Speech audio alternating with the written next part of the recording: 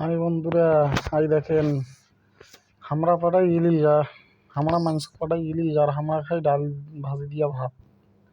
কি করবো, কপালে যা আছে তাই হইবি। আর কন্যা, হ্যাঁ, এই ডাল ভাতে যে পাইছি এইটাই বিশাল ব্যাপার। ইলিশ রপ্তানি করে ডাল ভাত খাই। আর কি কর্ম কন, যে ব্যাপার স্যাপার দেশত সব কিছুর দাম এত উচ্চমাত্রায় বাড়ি গেছে, সাধারণে মাছ কিনি না পাই। ওই জন্য ডাল ভাত খাইছি। আর এই ডাল ভাত খেয়ে জীবনযাপন করি না গিবি। আর কি ক্ষুধা নিবারণ করি না গিবি।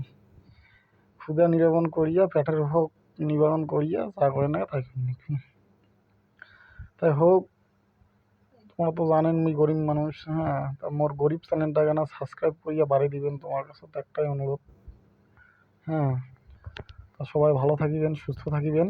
আর টুক করিয়া মোর চ্যানেল কেন, গরিব চ্যানেল কেন না বড়লোক করে দিবেন, তাহলে মুই ইলিশ মাছ খাওয়ার পাবেন।